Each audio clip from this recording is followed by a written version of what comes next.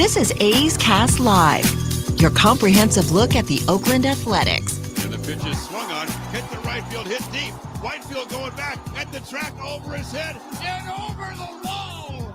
Do you believe that? And 29 other MLB clubs. Ramirez with a drive to deep right, away back, goal! Go Hayes! Hits a bomb out there by the Rocks. And boy, oh boy, this third inning is now showtime. It is a Judgian blast. All rise. Here comes the judge. Join us as we take you inside the baseball universe, from humidors to spin rates to game-changing moments. We have you covered. Spend your afternoon with us next from the town, only on A's Cast Live. Here's Chris Townsend. Good afternoon, everybody, and welcome to A's Cast Live, a Monday edition as we're on the field here at the Coliseum, and it's an absolute beautiful day once again. You know, the weather, I think the last couple days here in Oakland, it just doesn't get any better. In the 70s, not a whole lot of wind, and that's kind of a big deal after the winter that we had and all the rain that we just had, just to be out in the sun and to be out in the warmth. It just feels fantastic. The Arizona Diamondbacks are in town. They're definitely one of the surprise teams in Major League Baseball. Joining us here, our first guest is going to be David Forst, the general manager at 4:15. Richard Lovelady, the lefty, was going to join us after BP. And then a guy that had a run with the Arizona Diamondbacks. He's a World Series champion. He has arguably one of the biggest hits in the history of baseball. He was an all-star, now does TV for the Arizona Diamondbacks. Luis Gonzalez, Gonzo, is going to be here. We've had him on the program before. It'll be great to have him. And then real quick, we're going to have Lee Anderson, who is an usher just right above us up here at the Coliseum. I know a lot of you who sit just over the A's dugout know him. He has written a book, and we will have him on right at 5:30 before we get out of here and go up and we start A's Total Access, brought to you by Chevron. So the Snakes are in town. Torey Lovullo, our good friend, former Oakland Athletic and manager of the A's, will be here tomorrow. Tomorrow, correct. I was told tomorrow. Don't know the time, but we will have him tomorrow. We always have Torey. Yeah, Torey's great. The one manager, when we first started taking this show to video, made sure his PR people set it up so we could have him on video. And we've had him multiple times from the winter meetings. I mean, that dates back to 2019 and also this year. And I'm extremely happy for him. I mean, now we're against him, but as I picked him as my surprise team this season, they are not disappointing. Just 3 games back of the Dodgers. You know, everybody was talking Padres. Everybody was talking about the San Francisco Giants, that they would be the teams to take down the Dodgers. No. It's been Torey and the Diamondbacks. They are super exciting. They are young. They're athletic. You're going to see it for the next 3 days. And a little interleague play. So it's always nice to have a little shake-up and to see some National League teams and to see some young players who they've got guys that are going to be prominent players for years to come. And they have set a culture that, and what we talk about with the young players now with the Athletics, setting a culture, learning how to play. Whether you get your you-know-what handed to you or not, learn together as a group. You'll learn to lose as a group. You learn to win as a group. And hopefully that's what these young Athletics are doing. They did that in Arizona, and you got to make some shrewd moves, and you got to make some tough moves, but they're another one of these teams that has said, you know what? Athleticism shows up to the ballpark every single day. Shows up offense, shows up defense, shows up in your base running. It helps you win. I'm curious to see what these Snakes. This guy was just Mr. Padre. You thought he'd be wearing the Friar mascot costume the way he was Bob Melvin this, Bob Melvin that. I was like, no, I'm going to go. My guys are going to be Torey Lovullo and the Snakes. I don't know. And they have proven me right. Our good friend Joe Madden called him in, and I mean, I know him well enough too.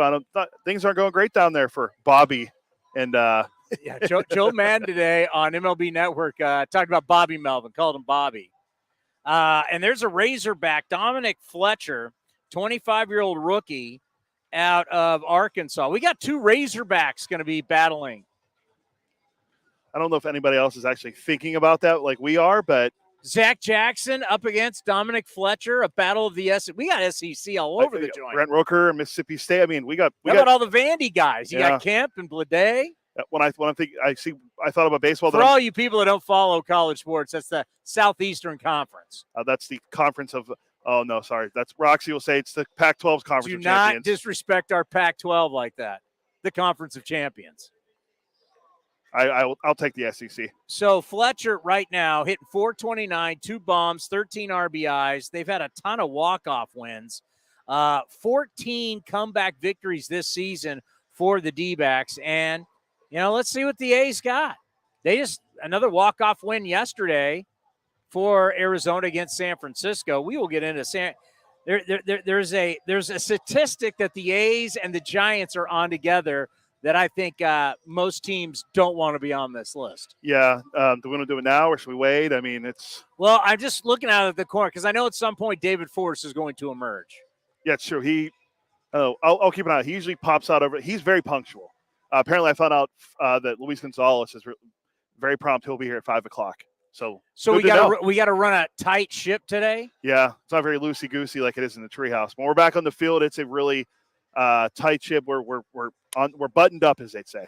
Well, 3 things I'm going to ask David about. Clearly, there are things that for the Athletics, it's killing them. And it's not offense. When you look at this A's team of where they can get better and get better immediately, it's simple things as throwing strikes, keeping the ball in the ballpark, and then once the ball is put in play, figuring out how to field it. So catch it, throw it, and keep it in the ballpark. You do all of that, you're immediately a better team because the A's has struggled mightily. They've made 30 errors this year, most in baseball. They're a minus 26 defensive runs saved. Awful. And then you just look. They have given up 73 home runs, the most in baseball, and they've walked the most batters, 204. I mean, that is all. This isn't like, oh my God, you're in the big league stuff. This is fielding your positions. This is throwing strikes and not giving up home runs. I'm not asking you to do something that you shouldn't be able to do on a consistent basis, or at least not be last in baseball in every one of these categories. There is no reason why this should be a bad defensive team. There's no reason. But they are.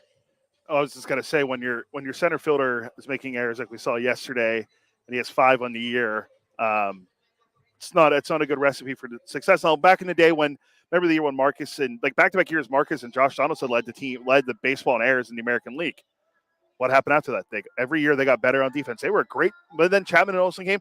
They were one of the best defensive teams in baseball. That was a hallmark of 18, 19, 20, throwing 21. I don't remember what the stats were at 21. Even though the A's didn't make the playoffs, they still won 86 games. The hallmark, even though everybody wanted to talk about home runs, the hallmark of the A's teams of that time was defense. They played defense. How many times did Ray Fosse drill it into us? Pitching and defense. You've got the largest foul territory. You don't have a hitter's ballpark. You need to be able to pick up the ball, catch it, and throw it. That's just a must. And I can tell you, not to get controversial, but I threw out a text today to a scout about Esaúre Ruiz, about him playing infield. Did you see him play the infield in the minor leagues? Yeah. I was told he can do it. He wasn't horrible.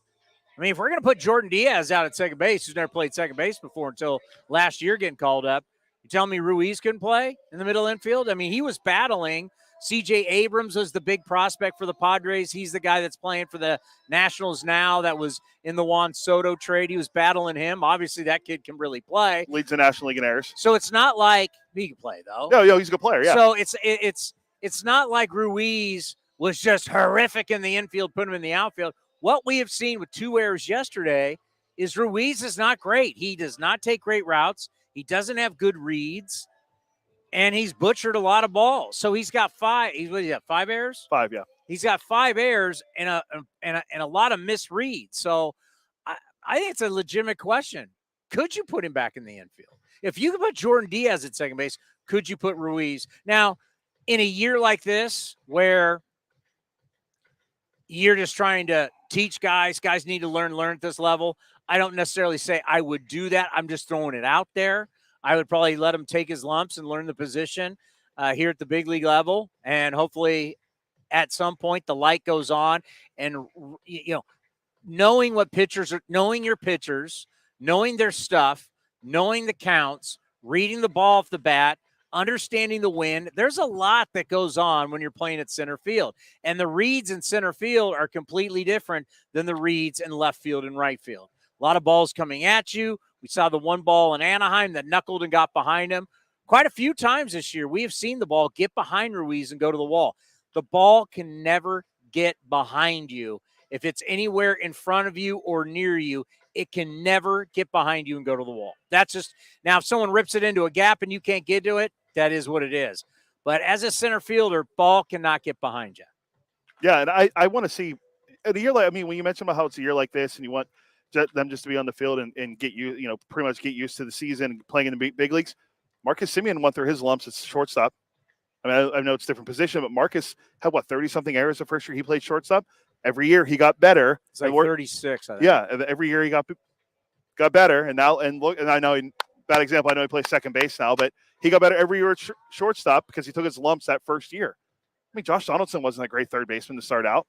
Made quite a few errors. And then he got better every year. I mean, he's older now, but I think we got to give Ruiz a little more of a chance. I don't think he's going to challenge. Not necessarily apples to apples, talking infield to outfield.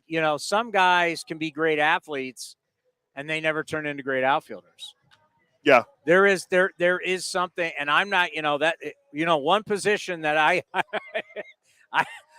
I was a pitcher infielder. I'm not going to say anything about playing center field because God knows a guy with my wheels was never going to be in center field. But you got to be not only gifted physically, but even guys that are not gifted physically. And I'll give you a great example. The fact that they're able to get good reads off the bat and they can play the position and not hurt their team and really help their team by not being the ultimate speed, super athletic center fielder. Mark Canha did not hurt the A's playing center field. He's not a burner. He wouldn't be a guy you could, you're not going to put him up there with, I don't know, Griffey or Jim Edmonds or anybody like that. But Mark Canha didn't kill you because he got good jumps and had good reads. I was going to say, reads and the jumps were what made him so special. It was like he was out there making diving catches and throwing guys out from the wall like Ramon did. Like he was just a very instinctive outfielder, and that's what made him so good. He was able to shift right in to playing center field. Now, where Seth Brown's played a little bit of center field, I don't know if you want. Seth Brown is not. No, he's a corner outfielder. And unfortunately for Seth Brown, a setback with the oblique. We'll talk to David Forst about that. Mason Miller. Going tomorrow. He's in Dallas today. I believe flew today. He's going to get the second opinion tomorrow from the same doctor that I read it online. It's not a big deal. Same doctor did the surgery on 49ers quarterback Brock Purdy. So hopefully, they said it was structurally clean when they did the first MRI. So hopefully it all goes well. Paul Blackburn pitched yesterday in Vegas. Won 2 innings, gave up 4 runs. But don't even give me. What is the date today? May 15th. It's May 15th, and Paul Blackburn has not pitched because of the great Mark Kotze throwing a baseball at us. He has not pitched because of a finger. Do you realize that? A finger. Yeah. I mean, we talked about Rusinski, who's going tonight. By the way, it's the battle of Korean pitching stars tonight. I saw that. Merrill Kelly, who was over there, and he revitalized his career. He's actually. Do you know you can't? There's no. You know what? I'll buy you dinner if you get this. Okay. He was a member of the 2018 Korean team that won the championship. Who am I? Okay, wasn't the NC Dinos? No. Was it the SK? Starts with a W. Yes. I don't know what the name is. Wyverns? David would know better than I would. David probably knows KBO better than we do. Yeah. So the SK Wyverns, NC Dinos was Rusinski. It's time for the David Forst Show here on A's Cast. Your general manager of the Oakland Athletics. We're just talking about today is the battle of two Korean Series champions. That's right. When you look at Merrill Kelly and Drew Rusinski, SK Weaverns? Sure, go with that. If I were that smart, I would have brought my sunglasses out here. So don't assume that I know anything. You know how many times I've done that where like all of a sudden I'm like, oh my God, the next couple hours I have no shade. And the sun literally is right above us. How are you? I'm great. How are you? Good. Let's just get through some medicals quickly. We heard Seth Brown's coming back. He's trying. Yeah, he played for Vegas the other night. He's going to head to Stockton this week. Hopefully play 3 or 4 games for Stockton this week and meet us in Seattle. That's the hope. I got to think for him, like he's just itching, like has to get, like one of those guys who's calling you, texting you. You know, when he got back here from Baltimore that day, he told me it was only going to be 2 weeks, which we know for an oblique injury, it's never 2 weeks. So, yeah, he's been ready to come back for a while, but you got to be careful. How often do you have to save athletes from themselves? I don't. The Brian Schulman and the medical staff do. So, no, I mean, that's what you want, obviously. You want guys to be working hard, itching to get back out there, as opposed to the alternative where you have to push them out on the field, which does happen also. But no, you like when guys are ready to come back early. How about Mason Miller going to get a second opinion? It's pretty standard these days. Guys want to make sure they get it looked at, and we still think it's minor, just in the muscle, and hope to have him playing catch, in the next couple of days. That's become the thing that we've looked around with baseball. It's like it's so scary how many times we wake up and we get these notifications. This guy's having Tommy John. This guy has this. This guy has that. You can push guys back. You can hold them down pitches. I mean, keeping guys healthy has just been so hard to pinpoint how to do it when we're asking guys. This is what I think. Some people have kind of backed it up. I want your opinion. We're asking pitchers to be maxed all the time. It just seems like when they are out there, it's full go, and their bodies just can't take it.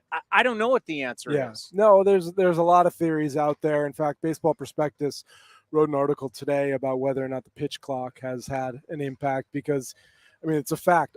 Elbow and shoulder injuries are up like 70% over where they have been the last couple of years this time of the season. So there are a lot more injuries. And, every case is different. Mason has an injury history. I mean, he's had a screw in his elbow since I think he was 13 years old. So, he's had injuries the whole time he's been in the system. We always say the best predictor of future injury is past injury. So we know that guys come with risk, but injuries to pitchers specifically are up across the game. And, we've seen it in recent years with what you said. Guys are throwing max effort, throwing harder than they ever have, throwing the ball with more movement than they ever have. And unfortunately, those things come with consequences. Yeah. How do you tell somebody not to be at their very, very, very, very best? We see in golf all the time now, everything's built off technology and data, and guys throw their backs out, and then, the rest of your career. So it's tough to tell guys not to be at one. We want them to play 110%, but 100 and, doing max out 100% is tough to keep healthy. Yeah, and the reality is, like, staying on the field is a skill. It's a real skill that we talk about, all the way from amateur conversations up until trade conversations, whatever. Like, if you have a guy with a good, quote, good injury history, which means basically no injuries, like, that's an important part of the evaluation. Now, you got to think in your tenure as GM, you didn't graduate with a medical degree from Harvard, right? I didn't. It's funny you say that, though, because there's a story that a lot of people in the organization know. When we were interviewing trainers before we hired Nick, so at the end of 2011, we brought in a candidate, and after like an hour of the conversation, he said, "Well, David, you're a doctor." And I was like, whoa, like what? What part of this interview made you think that I have an MD? So Dan and Rob and some of the guys in the office like to joke about that. But no, I am not a doctor. But you just think about it, though. You had to answer all the questions about COVID. Like all of a sudden you're a virus expert and you're supposed to be the guy that knows how to protect an entire organization. You had to go through that. Yeah. And now you're in an era where pitchers are getting hurt more than everybody. People like me are asking you. I mean, you've been asked a ton about medical issues without having a medical degree. We've had really good people. I mean, going all the way back to Larry Davis and Steve Sales, who were head athletic trainer, and then obviously Nick Paparesta being here as long as he has, and now with Brian and Jeff. I've had really good people who've educated me. And look, I end up reading MRI reports a lot. Like, I don't know what that's worth, but I had a handful of surgeries myself. So over 40-something years, you kind of learn some of this stuff. All right, so I think any other medical I need to ask you about that I – no, I think we're getting healthy. Ledmus back yesterday. Adrian back today. Paul Blackburn threw 40. Oh, there's it.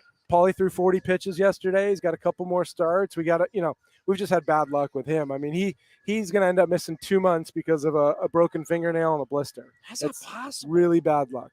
Yeah, it's really bad luck. So we'd like to get him a couple more starts to get him stretched out. But obviously we need Paul back here. So hopefully we're getting closer to that. Manny had a setback when he went out for his rehab, so he's going to be a little while. Hoping guys like Freddie Tarnock and Kirby Snead can get out there pitching here in the next few weeks. So be nice to get those IL numbers down. One thing that I've been really hammering, especially in the post-game show, is young cores get beat up, but then they learn by getting beat up, and then they start winning, right? Yeah, I mean, that's what you hope. I mean, yes. This is a young core, and Kotz, I know, has all the numbers about 7 rookies in the lineup and 4 or 5 rookies in the rotation. Like, we're really young, and we're learning that when you don't have some veterans around to protect those guys, this is where you end up. You end up getting beat up more than you want, and it's unfortunate. And most nights it's not a lot of fun. But if you can sort of point to some of those things, learn from them, then you get something out of it. And then you have a big positive night like we did on Friday night, and you take a win away and guys have a good time, and Fuji gets his first win and Rooker hits a walk-off, and you're like, okay, like there are some positives here, and you take those things away. Well, I'm all in. When I see Ruiz in the lineup, I've talked to you about how much I love Noda. Yeah. Rooker obviously is playing like an all-star. I'm loving me some J.J. Blade. Langoliers, I'm seeing, even though Rooker is not young at 28, he's young. Yeah, he's young in terms of his experience. But this group, this 5, they throw Diaz in there, this 6, this is truly a young core. Yeah, no, and I know you're all in. I watched you on TV Friday night after the game, you and Stu standing out there because I was home because I couldn't watch. I left after the 9th inning. I couldn't watch anymore. So I got home in time to see the homer, and then I watched you guys in the postgame show, and I appreciate your enthusiasm. And I think you're right. I mean, again, it's hard when you have our record and you only have 9 wins to really, be enthusiastic, but we do take positives. And all those guys you mentioned, they're learning on the fly, and you have to sort of stretch it out and look it down the road and what Ruiz is going to take away from what he learns every day. And JJ's now getting a chance to play every day. And, and the pitchers too, JP gave up 2 runs in the first 2 batters yesterday, and then he shut it down for the next 5. Like, those are positive things that you look at. Waldichuk came out of his start the other day and said in the first inning, he finally felt like what he was doing at the end of last season. Whatever the reason is, he hasn't had the same stuff. He threw a lot in the offseason. Went out in the first inning, felt really good, and then obviously gave up some runs along the way the rest of the game. But those little positive things you take and you extrapolate them, and you know that, like, hey, if we can just be consistent, if we can do those things consistently, that's when we get back to winning. And that's really the difference between, the guys who are really good and the guys who struggle is consistency, because they can all do it once, one at bat, 1 pitch, 1 inning. Like, that's the difference between big leaguers and minor leaguers too, is how frequently can you repeat it and do it and do it and do it. And that's what our guys are hopefully learning to do. I know some people are like, well, why are you positive? Are you just being a homer? It's like, no, and I say this, I'm like, I'm not going to grind the wins and losses because I know what this year is about.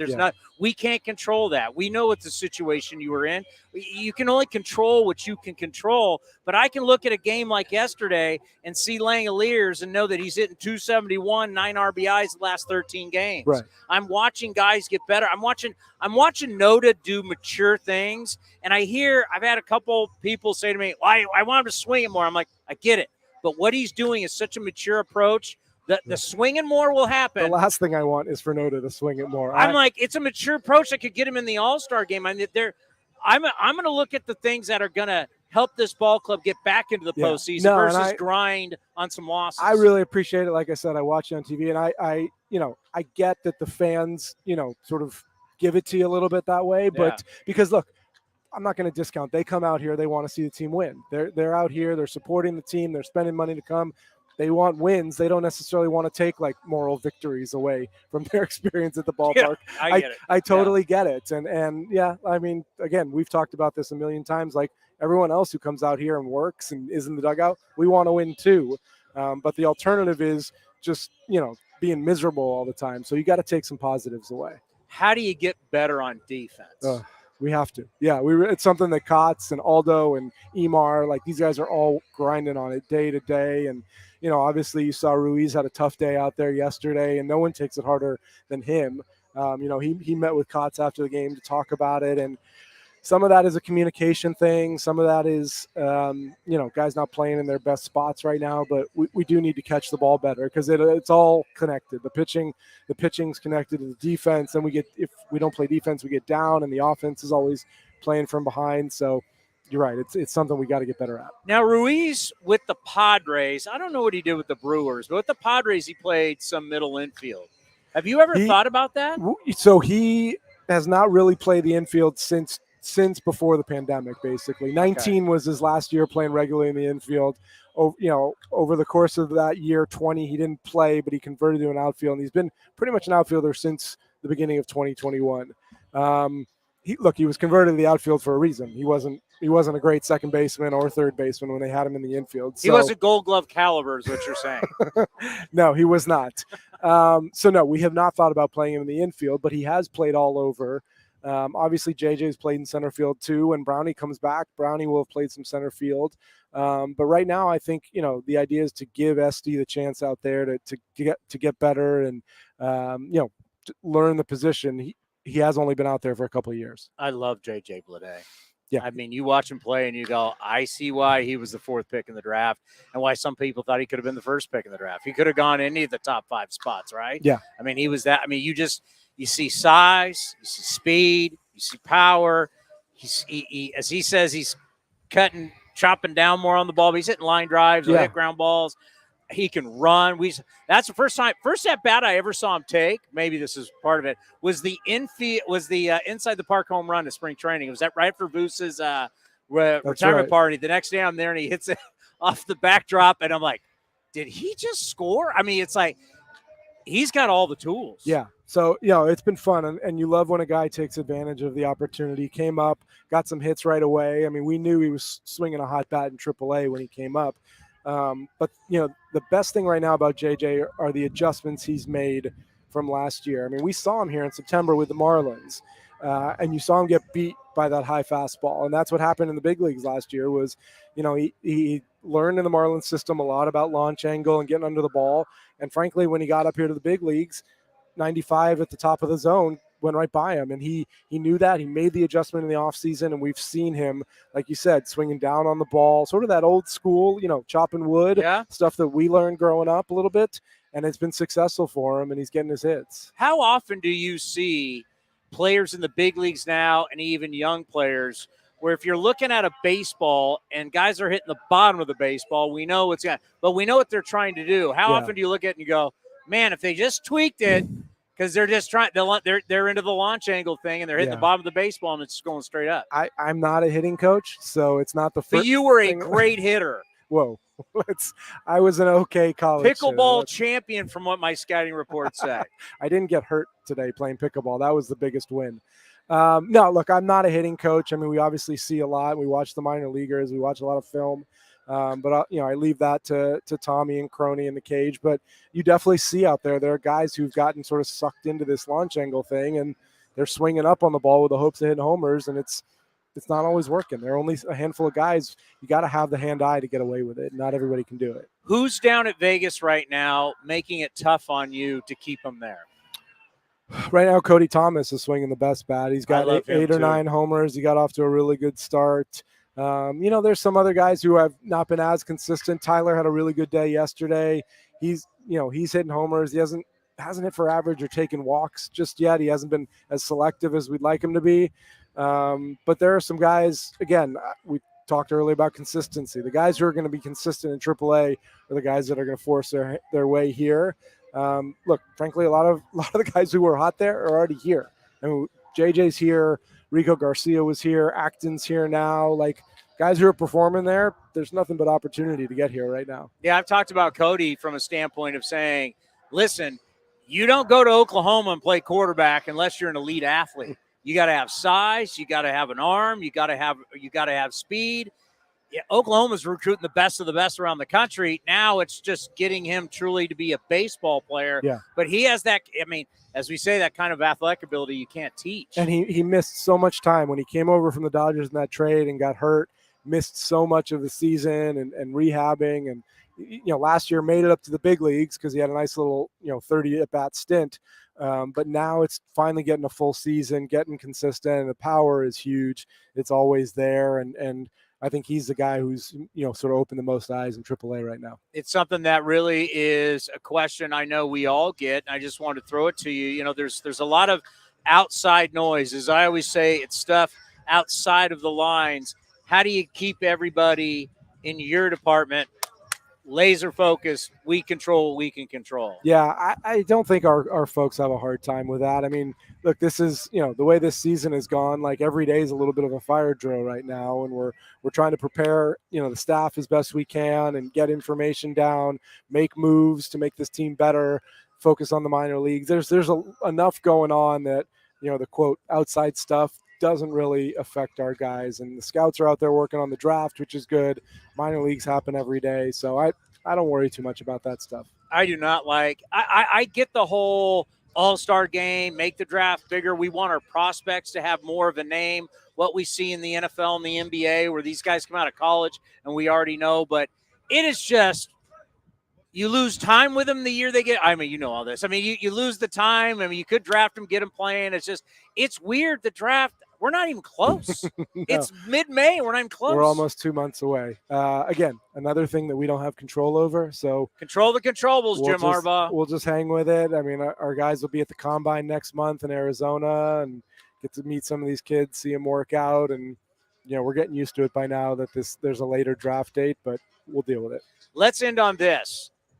Is there one player, give us the one player where you say, dang, I didn't know he could do that, or that's a lot better than I thought. Who's the one guy right now out here that has just surprised you that went, hey, by playing every day, he's doing what I didn't think he could do? I mean, we obviously didn't see a lot of SD before he was here. We knew what he was capable of with his legs, running the bases, his hitting and running with runners in scoring position yesterday being an exception has been great.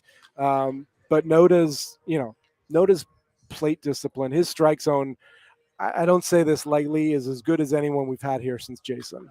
I mean, just his understanding. That's Giambi, folks. His understanding of this box and not going out of it. Now, he needs to, get some hits and get his average up. But if you're going to be on base 40% of the time, there's a spot for you in this league.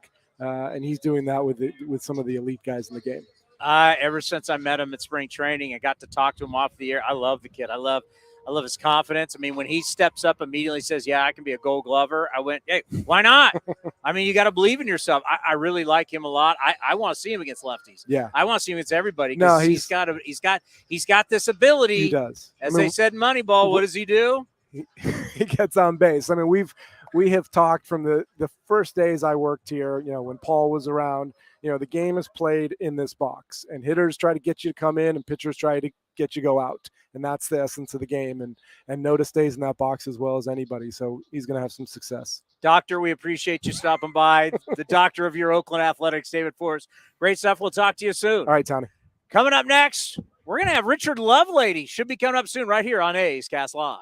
This is Chris Townsend. There are two things that are a must for me: comfort and style. Whether I'm playing golf, going to dinner, I've got to have the right feel. That's why I've partnered with Linksole, and you're going to love Linksole. They have just released their new spring line, new fabrics for their polos, lightweight and perfect for technical performance. Linksole also has new styles for their layers and hoodies with cool prints and seasonal colors. You know what they say in the big leagues: look good, play good. Go to linksole.com. That's linksole.com.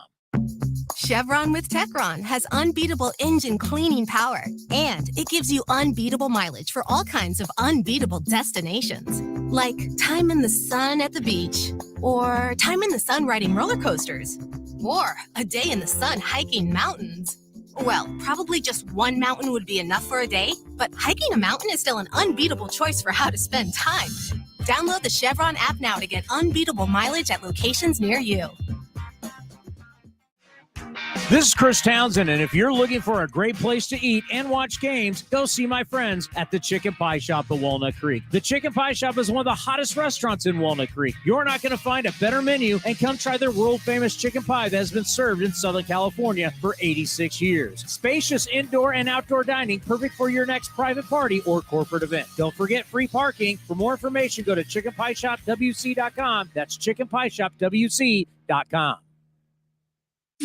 If you're looking for a new mattress, Nest Bedding has you covered. Sleep on the same mattress Hall of Famer Ricky Henderson sleeps on. Nest Bedding is the #1 brand of online mattresses and the Bay Area's favorite mattress store. Take home the Easy Breather pillow.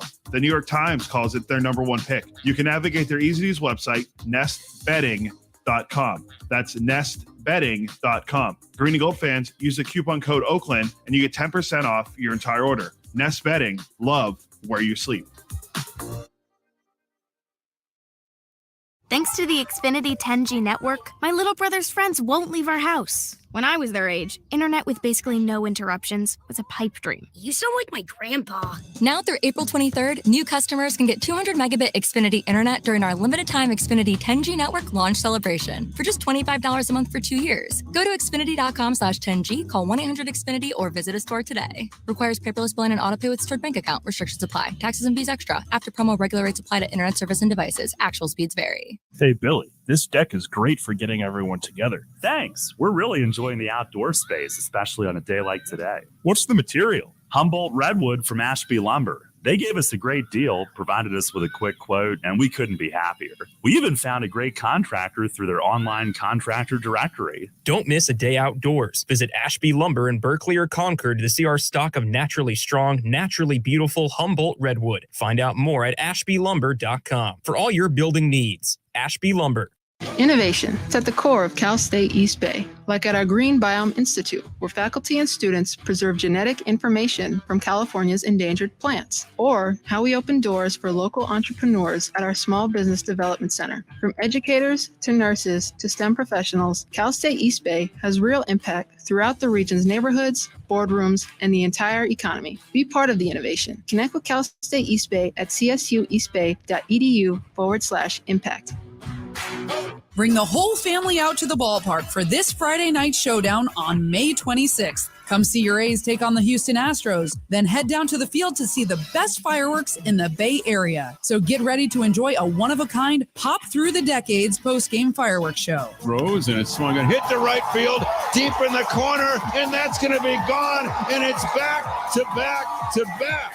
Grab your seats today at athletics.com/fireworks. That's athletics.com/fireworks. Baseball season is officially here, and there's no better time to build your collection of Topps trading cards. Topps packs feature everything from top stars, rookies, game-used memorabilia, and autographs from players around the league, as well as special inserts and surprises. Visit your local hobby shop, retailers, and Topps.com to collect the first product of the season, Topps Series 1 Baseball. Follow @Topps on social media to join the conversation and start sharing your collection today. When Northern California businesses need some pop in their lineup, they call the bank rooted in the East Bay, Mechanics Bank. Since 1905, Mechanics Bank has been helping Bay Area and Northern California businesses find success and perform at the top of their game. See how they can make a difference in your business today. Call or stop by your local branch or visit mechanicsbank.com. Mechanics Bank, the official East Bay bank of the Oakland A's. Member FDIC and equal housing lender. Unlock offers and receive exclusive in-game features by downloading the MLB Ballpark app for iPhone and Android today. Plus, get the latest information on game times, schedules, and more. We are right in the middle of major season on the PGA Tour. Hey, those guys are good, but it won't stop you from having a great golf outing at Cinnabar Hills Golf Club. Just a short drive south of fast-paced Silicon Valley, the 27 holes of championship golf will give you and your friends a full day of enjoyment. Plus, a great 19th hole experience awaits at the grill. Not only golf, but Cinnabar Hills is ready to provide a first-class experience for any event. Learn more at CinnabarHills.com, CinnabarHills.com. Streaming from the town, A's Cast Live continues with Chris Townsend.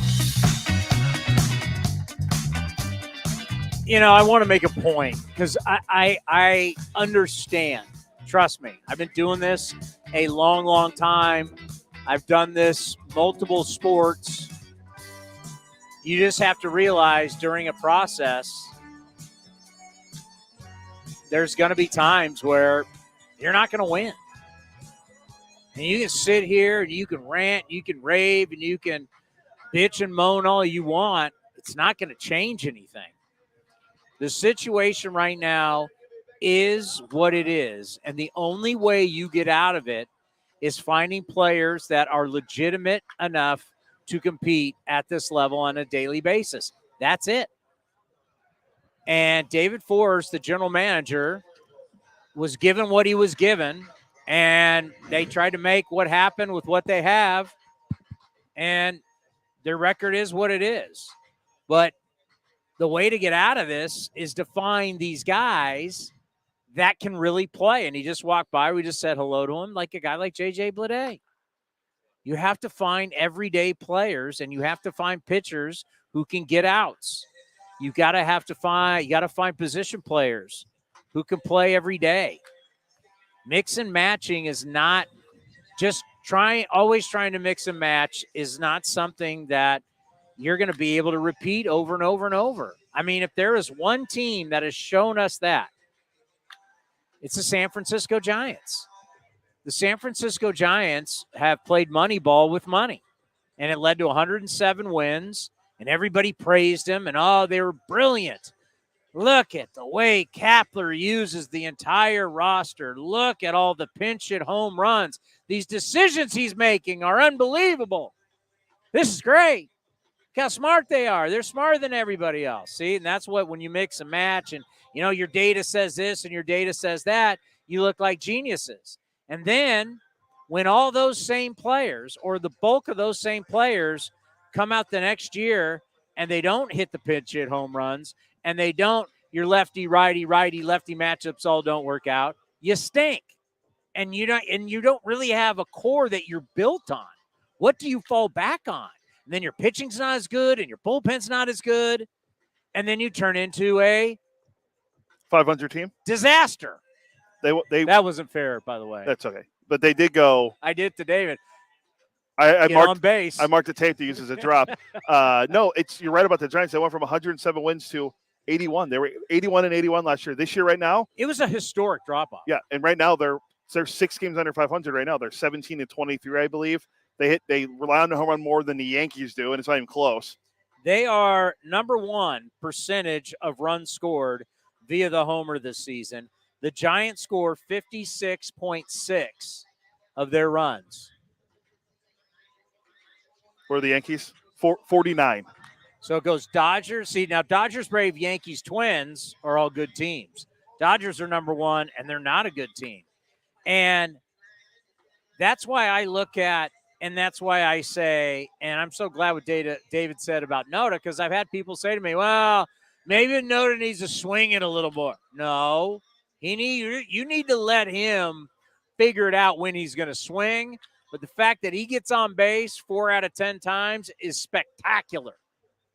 And we just learned from David, asking him off the air about some positioning. Noda said that he can play outfield.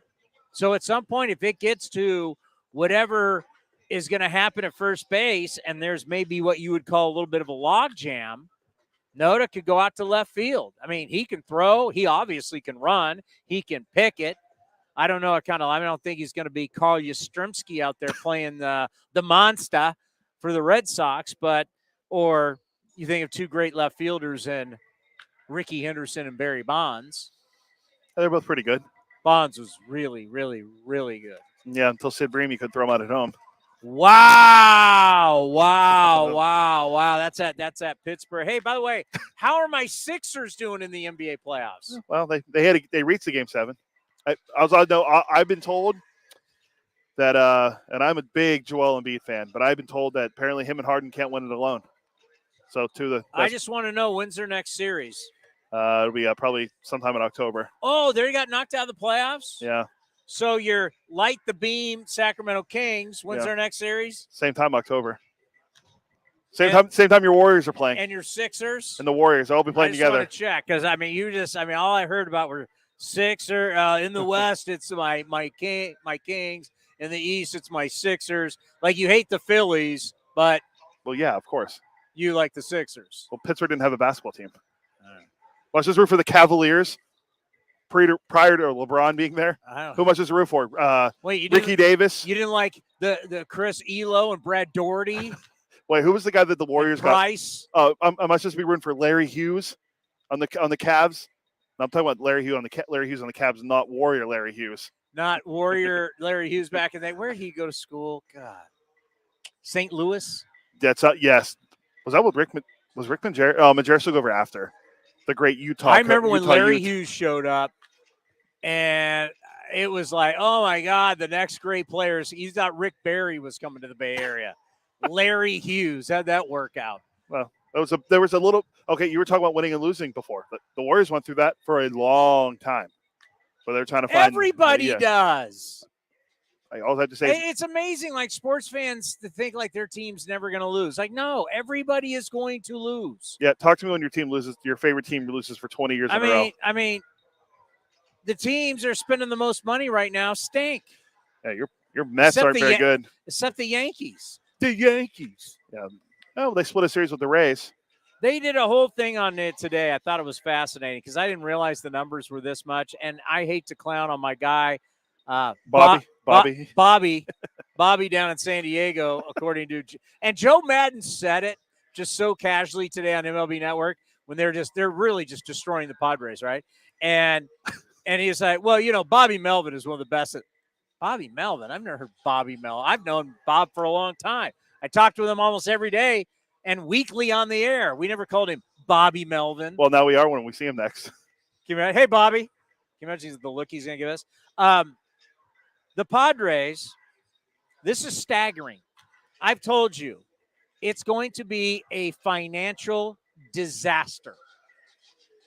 They have committed this offseason and into, I guess you'd say, a little bit into this season, in free agents and contract extensions, $863 million. 863.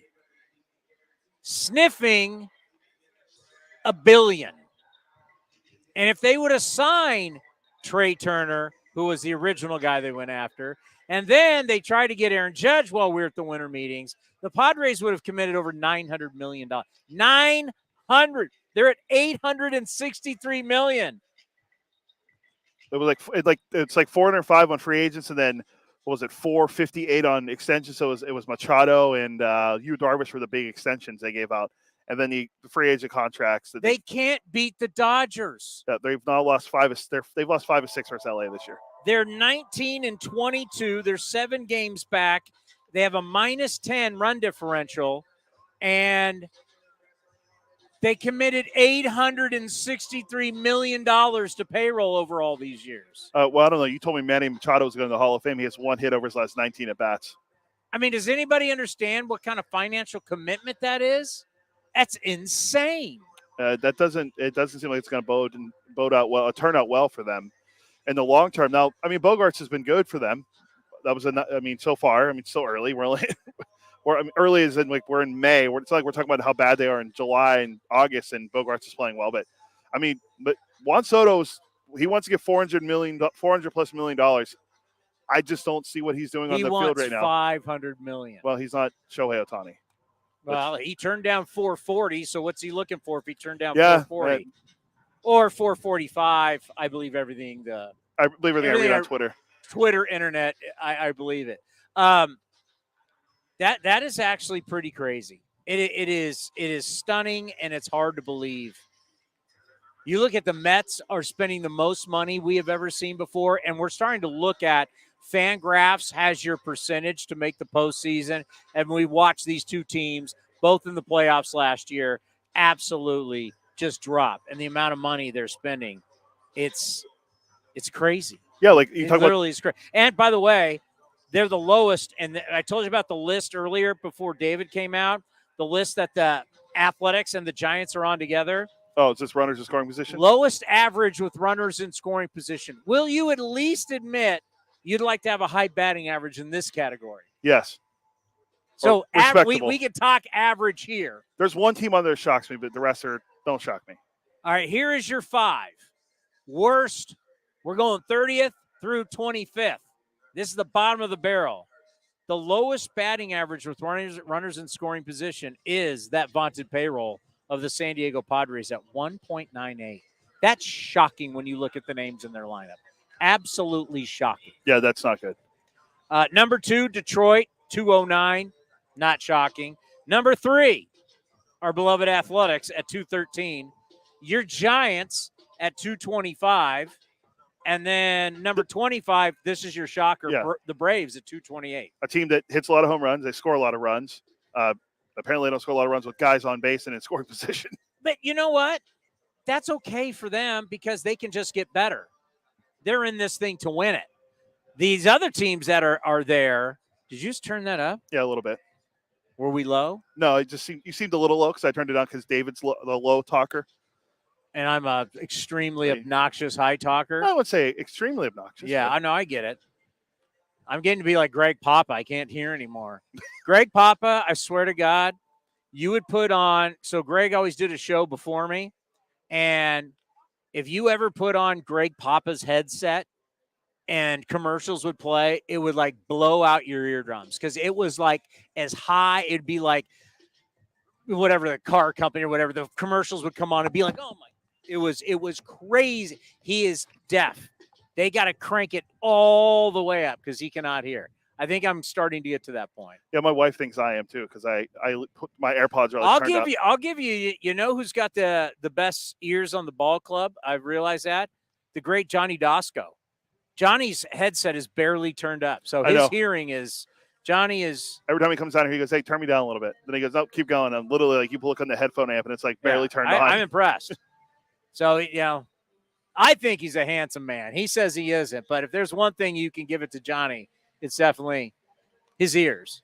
His hearing is very impressive. Yes, very. Very impressive. But that is shocking. That's like some of these teams that you start to look at that are ready for their playoff percentages. You start looking at the Guardians, who it's hard to believe they're 19-21. We have talked about St. Louis being bad. They're playing much better now. They swept the Red Sox over the weekend. Their backup catcher is the reason why they're much better. Andrew Kinsner. Contreras is back catching, by the way. Yeah, he's catching Flaherty today. He's back. They're going to have him catching. That has been. It's so bizarre. That's been a whole just absolute debacle the way they've handled that. Well, it's about metrics. They're all about. They're used to Yadier, who's one of the greatest catchers of all time, and his pitch framing, and then their numbers are showing he's not a great pitch framer, but yet he does everything else well. Blocks, throws. I mean, obviously pitchers got to get used to him, but that's just how short-sighted is it that you just sign this catcher, the Cardinals, to this big deal, and he comes in and you don't necessarily like his pitch framing, your data. Was it Malaysia? John Mozeliak. Mozeliak is the GM there, or president of baseball operations, whatever. You don't like his pitch rate, so you're going to throw him under the bus in front of the public, and then now have him not catch. I'm going to talk to Gonzo for a second. I mean, that's just crazy. That just makes absolute no sense. So we're going to have Juan Gonzalez on coming up here, who obviously when you think about in his time, we can bring up his numbers real quick. We've had him on multiple times. If this is going to be the first time on the field, as he was just an absolute monster back in the day. Now he does television for the Arizona Diamondbacks. But you think about his career, 434 home runs, 1,061 runs, 1,404 RBIs. Are we not doing him right now? What do you got going here? I told him he has to be up there at 5:30, so I told him wait about 5 more minutes. I told him about Lovelady supposed to be coming out. Then if not, we'll get him right on. Well, I mean, I'm punting Lovelady for the great. That arguably the biggest hit in the history of the World Series. Yeah. That's a lot for me saying that with Bill Mazeroski hitting one against the Yankees. Yeah, you get Gonzo over here. Luis Gonzalez, I no offense, but by the way, I brought up the wrong guy. So we have Lovelady coming out. Well, he said that they said he'd only be 10 minutes, and it's been longer than 10, so we'll see. I figured I'd give him a few more minutes. If not, we'll get Gonzo right on. All right, so, yeah, here's Gonzo. 354, a career 845 OPS, a 119 OPS plus, 1,439 RBIs, 1,412 runs scored, 283 career average, a WAR of 51.6. There's plenty of guys in the Hall of Fame with a WAR at that level. An all-star at one point was his MVP year. He was a runner-up. He was third. 57 home runs, 142 RBIs. And as you said, one of the biggest hits in World Series history. That was 01 when he had 57 home runs, right? Because if I remember correctly, I was a 13-year-old kid at that time. He lost out to Bonds. Yeah, Bonds, and then probably Sosa. Some guy named Barry hit 73 home runs that year. The thing with him was I remember I think it was April, he hit 13 home runs to start the season. He had like 13 home runs in the first month. And every time I look at guys trying to break home run records, I see how many home runs they hit in April. And he had the 13, and I'm like, this guy's going to go for the record. And then Bonds ended up doing it anyway. And I think Sosa ended up finishing second that year in home runs or in MVP. I mean, because that was one of the years I think Sammy hit over 60. Sammy hit 63 straight years. So it would have been 98, 99. So maybe it wasn't that year. I swear I think Sammy finished second in MVP if Gonzo was third. Yeah, Gonzo was third. Wait, he has it on that, right? Let me see. Yeah, he was third. If you click on it, it tells you where they finished in the MVP. Yeah, Sosa hit 64 home runs that year and only drove in 160. Only drove in 160 runs. Yeah, and he's not in the Hall of Fame. Yeah, no. Figure that one out. But this is what you see when you this is how you build your way out of this thing is you find players. I mean, you think about Luis Gonzalez. I mean, some of those Diamondbacks, you bring guys over, right? Throughout the years, teams bring guys over and you start building around guys. You got to find guys. Richard Lovelady is going to join us here as he's walking up. As a little change in schedule as we'll have Lovelady here. And then Luis Gonzalez of the Arizona Diamondbacks will be joining us in just a little bit, as I'm sure that going over meetings, charts, players, guys you may face. How are you? Welcome to A's Cast Live. Hi, thank you. Thank you for having me. So you're just in there, so people, they won't see you guys, but the fans will filter in. They're going to watch the Diamondbacks take BP. What people don't realize is how much you guys study. Take us through, you guys were out here for BP. You go in for meetings. What's going on? First day of a series. It's kind of like school. Yeah, typically right after usually the last day of a series, we're getting our notes, PDF stuff, pictures, hot charts, cold charts, stuff like that. Just something to go over yourself at home and do your own little kind of study, like you said. But, yeah, as soon as we get ready to start a series, if we haven't played a team yet this year, we will, after about BP, a little halfway through BP, we'll go inside and we'll basically go over their hitting stuff. So we'll take a look at their swing, their misses, where their hard hit contact, stuff like that is. Just get an overall, game plan, basically how we're going to, attack and who might be, substituted in if they lefty, they might not keep a guy in there, stuff like that. Just see, because we're always not caught off guard on, oh man, I didn't really think about facing this guy. So, I mean, it's always like it's like a mind thing. It's like who you're going to face. You're expected, warming up, coming in the game, who you're going to have, left, right, or left, right, left, whatever it might be. But that can change on the, on the dime. It doesn't matter. They'll play matchups all day. And so you just want to always have, who's on the bench and also their game plan. So when you're on the mound, how much do you all of a sudden, because remember, it's almost 5 o'clock. You were doing this 15 minutes ago. It's 4:45. Well, it's now 9:30 at night. It's been an hour since you did these meetings. How much when you're on the mound are you thinking, oh, yeah, earlier today I saw his heat maps, I saw video, like how much? And because I often wonder, how much do you pitch to the scouting report and how much do you pitch to what you do well? Right. So a lot of it, honestly, if there's people you haven't seen before, you kind of watch the game throughout the entirety of it, looking through iPads, looking how, the scouting report that you just heard, obviously 15, 20 minutes ago, and you're seeing the starter come out and basically try to execute that and see how that's going. And at that point, once you've already executed as much as you can, at that point, it's fight or flight mode. It's your strengths versus what they have. You know what I mean? You have to go and what you feel. You have to go attack a guy with what your best stuff is, regardless if, they have good stuff, they have good numbers against it.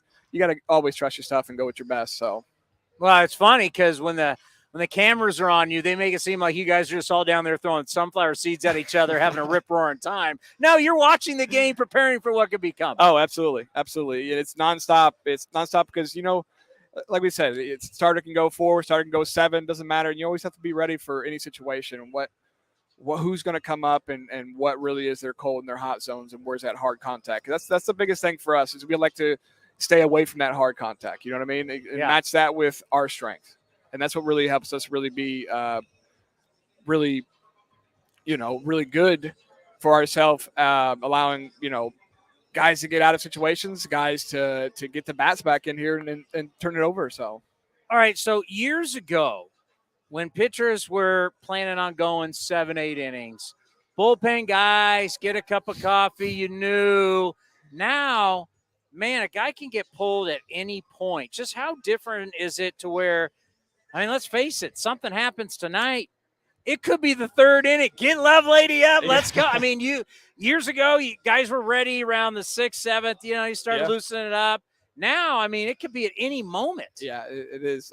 It's crazy you mentioned that because, I mean, it was like guys back then would go 9 innings, back-to-back starts, it seemed like. You know what I mean? It was like bullpen, take a day off. 2 days off. Exactly. You know what I mean? And it's just that's the thrill. That's the beauty of being in the bullpen. It's like you are the fire extinguisher. You know what I mean, so to speak. You are the guy that gets to come in with pressure. Like they always talk about it, like, a lot of guys love coming in with nobody on.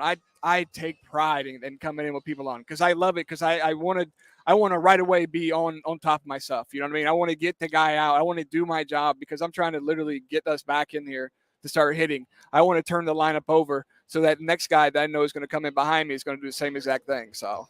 Oh, man, it's chaos. Yeah, it is. It's absolute chaos when you're coming in. You're living on an edge, and when people talk about the mentality of a reliever, and I try and explain to everybody, it's not like you get to, hey, run your polls.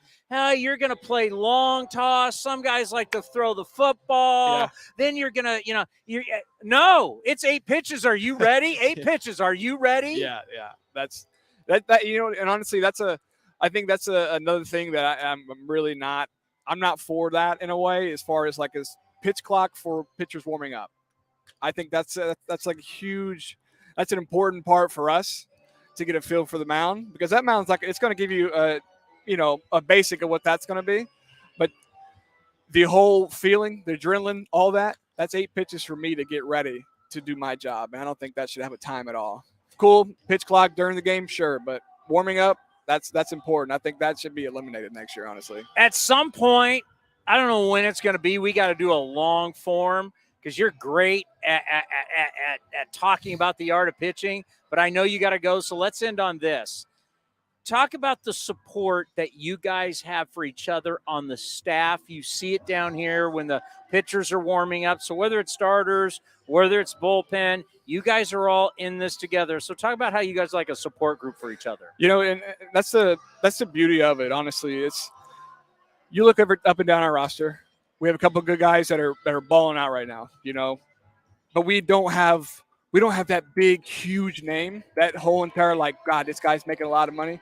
Everybody on this team is fighting for each other, and I love it because literally no one is standing out, so to speak. You know what I mean? Everyone is literally for each other. Every time we go out here, and every single game, every single batter, everybody gets out, we are rooting for each other because that's all we have is each other right now. And during hard times like this, good or bad, whatever it might be, it's a beauty behind it because we literally have that bond, and we're able to literally stick together through the entire season. So not a lot of people can live in chaos. Yeah. Some people thrive on it. Yep.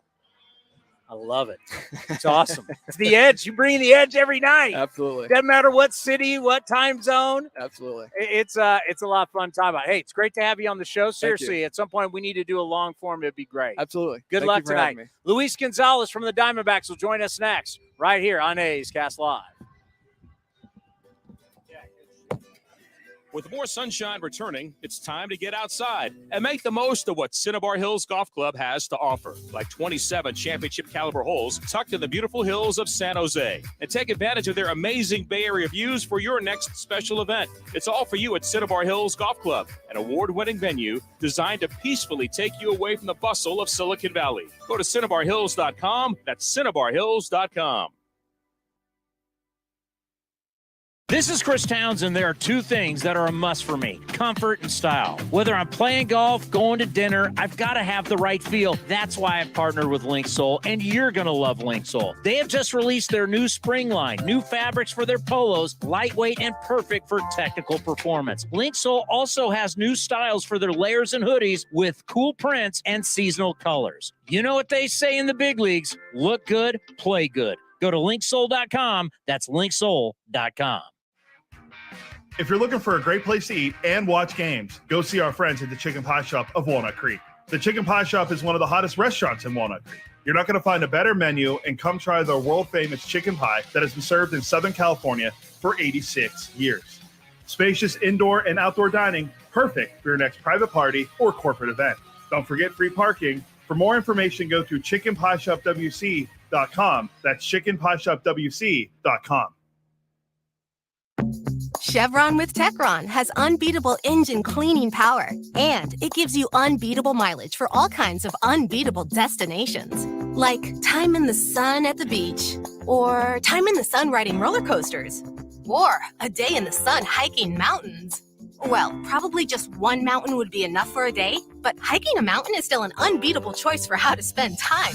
Download the Chevron app now to get unbeatable mileage at locations near you.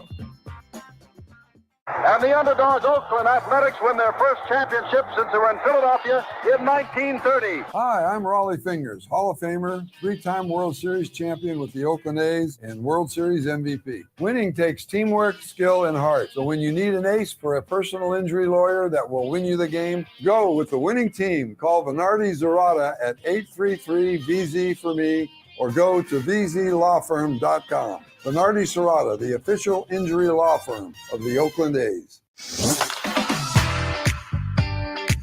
A's Cast Live continues from Rickey Henderson Field. Here's Chris Townsend. Well, I can tell you, when years ago we started A's Cast Live, one of the first biggest stars that joined us, Bob Melvin, said, "You got to get my guy on," and he came on. And then, of course, we switched this to video, made it like a TV show, and the great success.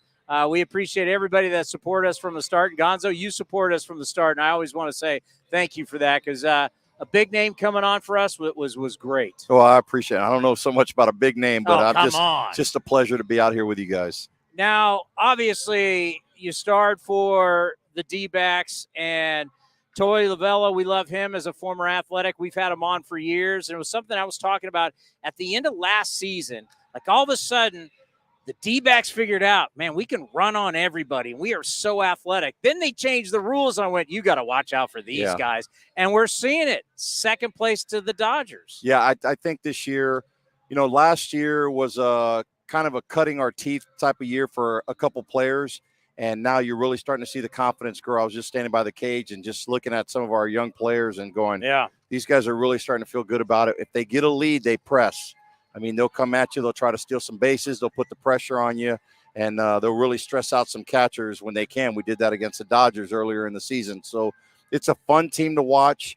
And they just haven't been around the league long enough to know who a lot of these players are. They haven't figured it out yet. Like, oh, my God, that guy's a 10-year veteran pitching against us. They play with no fear out there, which has been a lot of fun to watch. Carroll signing that contract, you hear it all the time. It just drives you nuts where they say he could have got a lot more money if he waited. But you get that security now. You're in a place that you love. And what does it mean to the organization and the fan base to get a special talent like this inked up? Yeah, and, he really ran through our minor league system, signed out of high school out of Seattle, and then, played extremely well in A-ball, AA, went to AAA for a little bit, and then we brought him up for like 30 games, I think, last year.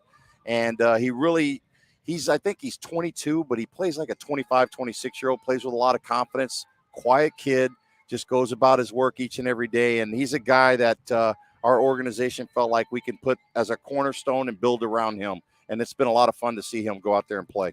And we were talking about Dominic Fletcher is an Arkansas Razorback. We got a Razorback. We were talking a little SEC. I mean, out of nowhere, he's hitting 429, 2 bombs, 13 RBIs. I mean, kind of carrying the team out of nowhere, 13 games. Yeah, he's played extremely well. And we know his brother with the Angels plays real well here against the Oakland A's. So dominates us.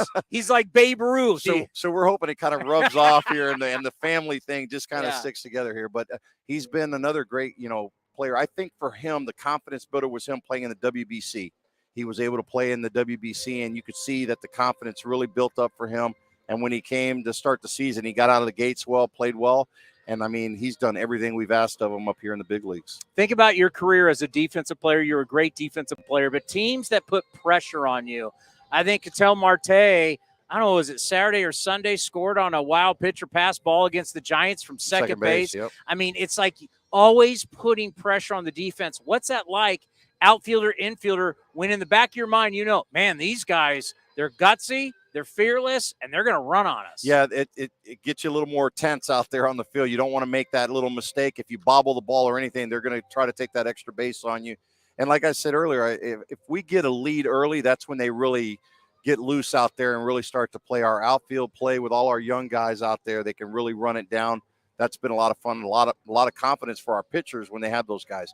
We got a young kid behind the plate that really wouldn't have been playing every day if it wasn't for Kelly getting hurt. Carson Kelly got hurt in spring training, broke his forearm, and this kid's come up, and he's got a really good arm. I'm looking forward to, in this 3-game series, if Ruiz gets on base and watching him try to steal bases with our catcher behind the plate. I mean, you and I are both old enough to remember when guys actually stole bases. Yeah. We've named the field after this guy named Ricky Henderson. Yeah, it's you're right. Earlier you said the rule change has really benefited with our club, and it has. We were running extremely a lot earlier, and then we've kind of backed off a little bit, kind of like resting our guys. We get some leads and stuff, but I think now you're going to see them start to press again, especially, we're playing a team that, hasn't fared well in the standings. You have to try to win these games when you can. And you could run back in the day. I tell my son that I stole over 100 bases in my career, and he said, "Dad, you played for 19 years." So a young Astro, you stole bags. I had 1 year where I stole 20, so that was a good year for me. I wish we'd see him, Gal. In this, it's the numbers are so eye-popping how good he is. We're not going to see him in the series, but we always overreact to who's the best pitcher now. But if you look at right now, who's pitching today, not many guys better than him. Yeah, and I think he didn't really get the recognition he deserved in the Cy Young voting last year, going into this year. And really, the telltale sign for us was this year he got to match up against Alcantara with the Marlins, and he dominated that game. It was like, okay, you guys didn't vote me up there in the top 3 or 4. I'm going to show you what I got, and he dominated that whole game against the Marlins. And we got to Alcantara early and got him out of the game. I mean, you guys think back in the day when you got Schilling and you got Johnson. It's like you go into a series. It's amazing how you could say let's rock when you got guys like that. When you got good pitching, you always feel like you're one run ahead before the game even starts. And I think when Zach Gallen pitches, Merrill Kelly, too, he's been really good for us. The team plays with a little bit more confidence. And if they fall behind, this team will not panic. If they're behind a run or two, they just kind of peck away a little bit, and they'll try to get 1 or 2 back. And then if they get the opportunity to base load, then that's when they try to strike. You know what? I remember during COVID when we were just having the 60-game season, that before that, well, we had to figure out stuff to do, right? So we started honoring the 72, 73, 74 teams playing those games. And then we brought on Bob Melvin, and he talked about you guys in Arizona were doing the same thing with the 0-1, reliving the playoff games and the World Series games. What was that like years later to see the games, hear the games, and have that city a buzz again talking about what did that feel like? Well, it's incredible. I mean, now here we are. You know, that was 0-1, 22 years later, and you're still talking about that championship.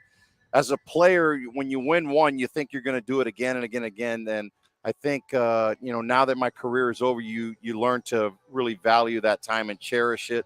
And, we've had some good, the Phoenix Suns and, the other teams in the Valley. And you guys have it here, with Golden State and them. You win a championship and you go, oh, we're going to win it again and again and again. And it really doesn't happen. So when you have those opportunities and you have those winning teams, you really got to cherish that moment, especially as a player, because you don't know how many chances you're going to get. Never gets old seeing that hit, does it? No, that screaming line drive. Roped. It was roped. I'm glad they don't have VCRs anymore.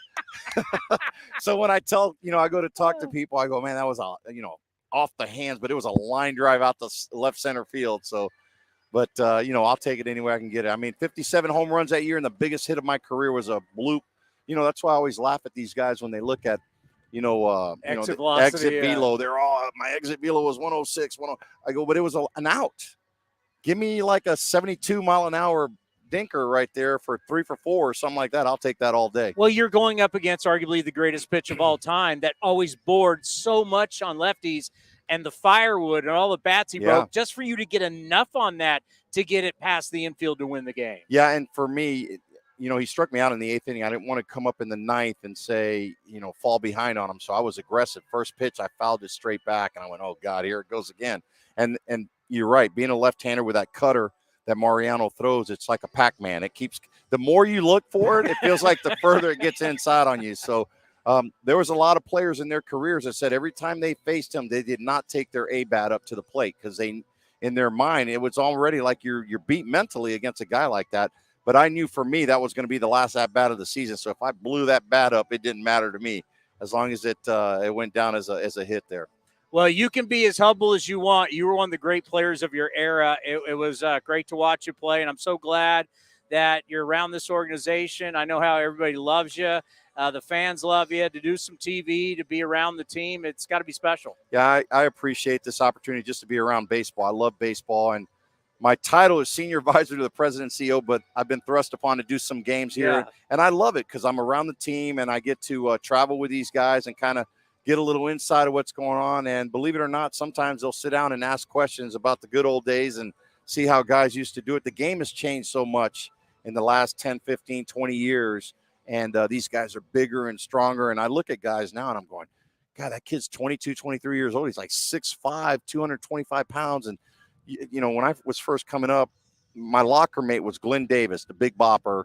Big first baseman. And him and George Foster and Dale Murphy. Those were the 3 home run hitters, when they were, in the late 80s, early 90s. And then now I'm looking at guys that are, 6'2", weigh 180 pounds that are hitting 30, 40 a year. I'm going, man, these guys, they can swing it. But they don't get cheated up there. That's why you have a lot more strikeouts in the game. Well, seriously, from the bottom of my heart, thank you so much. I appreciate it, guys. For you coming on early when we start. We're the number 1 podcast in baseball now by a lot. That doesn't surprise me. And so for you coming on early and Bob Melvin introducing us to you, I've always really appreciated the time. Thank you. I appreciate it. Enjoy the next couple days. Thanks. Great to see you guys. We got more coming up next right here on A's Cast Live. This is Chris Townsend. There are 2 things that are a must for me: comfort and style. Whether I'm playing golf, going to dinner, I've got to have the right feel. That's why I've partnered with Linksole, and you're going to love Linksole. They have just released their new spring line, new fabrics for their polos, lightweight and perfect for technical performance. Linksole also has new styles for their layers and hoodies with cool prints and seasonal colors. You know what they say in the big leagues: look good, play good. Go to linksole.com. That's linksole.com. Unbeatable mileage from Chevron with Techron unlocks all kinds of unbeatable trips. Like to family dinner the next town over, or to a family wedding the next town over, or even to a family reunion over the river and through the woods at Grandma's house. Any drive is worth it to see Grandma, especially when you can stop along the way for unbeatable cleaning power from Chevron with Techron. Your engine will be thanking you for making the trip. Download the Chevron app now and find unbeatable mileage near you. This is Chris Townsend, and if you're looking for a great place to eat and watch games, go see my friends at the Chicken Pie Shop at Walnut Creek. The Chicken Pie Shop is one of the hottest restaurants in Walnut Creek. You're not going to find a better menu, and come try their world-famous chicken pie that has been served in Southern California for 86 years. Spacious indoor and outdoor dining, perfect for your next private party or corporate event. Don't forget free parking. For more information, go to chickenpieshopwc.com. That's chickenpieshopwc.com. Hey, Billy, this deck is great for getting everyone together. Thanks. We're really enjoying the outdoor space, especially on a day like today. What's the material? Humboldt Redwood from Ashby Lumber. They gave us a great deal, provided us with a quick quote, and we couldn't be happier. We even found a great contractor through their online contractor directory. Don't miss a day outdoors. Visit Ashby Lumber in Berkeley or Concord to see our stock of naturally strong, naturally beautiful Humboldt Redwood. Find out more at ashbylumber.com for all your building needs. Ashby Lumber. Baseball season is officially here, and there's no better time to build your collection of Topps trading cards. Topps packs feature everything from top stars, rookies, game-used memorabilia, and autographs from players around the league, as well as special inserts and surprises. Visit your local hobby shop, retailers, and Topps.com to collect the first product of the season, Topps Series 1 Baseball. Follow @Topps on social media to join the conversation and start sharing your collection today. If you're looking for a new mattress, Nest Bedding has you covered. Sleep on the same mattress Hall of Famer Ricky Henderson sleeps on. Nest Bedding is the #1 brand of online mattresses and the Bay Area's favorite mattress store. Take home the Easy Breather pillow.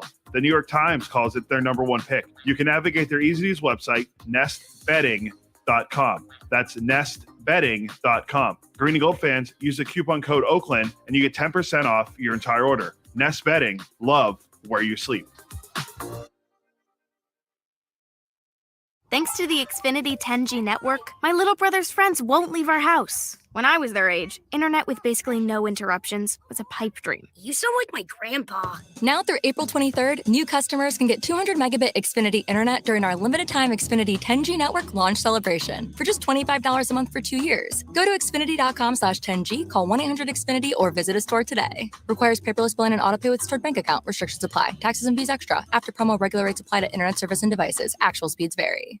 Innovation. It's at the core of Cal State East Bay, like at our Green Biome Institute, where faculty and students preserve genetic information from California's endangered plants, or how we open doors for local entrepreneurs at our Small Business Development Center. From educators to nurses to STEM professionals, Cal State East Bay has real impact throughout the region's neighborhoods, boardrooms, and the entire economy. Be part of the innovation. Connect with Cal State East Bay at csueastbay.edu/impact. Bring the whole family out to the ballpark for this Friday night showdown on May 26th. Come see your A's take on the Houston Astros, then head down to the field to see the best fireworks in the Bay Area. So get ready to enjoy a one-of-a-kind pop through the decades post-game fireworks show. Throws and it's swung and hit to right field, deep in the corner, and that's going to be gone, and it's back to back to back. Grab your seats today at athletics.com/fireworks. That's athletics.com/fireworks. We are right in the middle of major season on the PGA Tour. Hey, those guys are good, but it won't stop you from having a great golf outing at Cinnabar Hills Golf Club. Just a short drive south of fast-paced Silicon Valley, the 27 holes of championship golf will give you and your friends a full day of enjoyment. Plus, a great 19th hole experience awaits at the grill. Not only golf, but Cinnabar Hills is ready to provide a first-class experience for any event. Learn more at CinnabarHills.com, CinnabarHills.com. Looking to stay up to date on all things A's? Head over to athletics.com/A'scast. That's athletics.com/A'scast to listen to A's baseball in full 24/7 coverage of the A's, only on A's Cast. With a single click, you can stream great shows, live pre- and post-game coverage, and of course, all the great action of the A's this season. Head to athletics.com/A'scast today.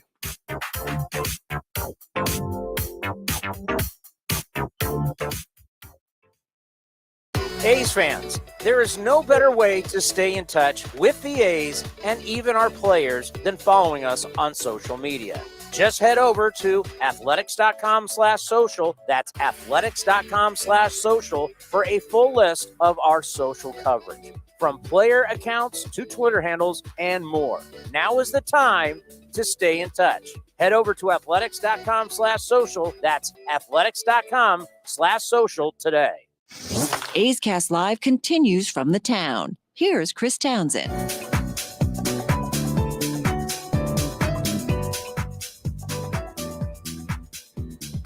Looking at the notes today, Cody, did you see some unbreakable records today? Yes. Well, are you talking about on this date? On this date. How many? I forget. I saw the Nolan Ryan one, but on this date in May 15th, it was 72 years ago, folks. Joe D. Where were you at? A's legend, Joe DiMaggio. Where were you 72 years ago? By the way, I sent a picture out. Maybe I'll send it to you. It's a picture of Joe DiMaggio in this really awesome old school A's jacket with Rick Monday. Oh, wow. You mean Oakland A Rick Monday. You mean the original? We were talking about the original draft of 1965 the very earlier. First ever draft pick, the Kansas City Athletic Rick Monday. But it's it's Joe DiMaggio, A's hat, one of those old school A's jackets with Rick Monday. Awesome. But Joe DiMaggio, Yankee great. His record hitting streak began in the first inning with a single off White Sox hurler Eddie Smith in the Bronx. DiMaggio hit .408 during his 56-game hitting streak, which finally ended in July 17th. 56 straight games, Joe DiMaggio got a base hit. I don't think anyone's going to break that.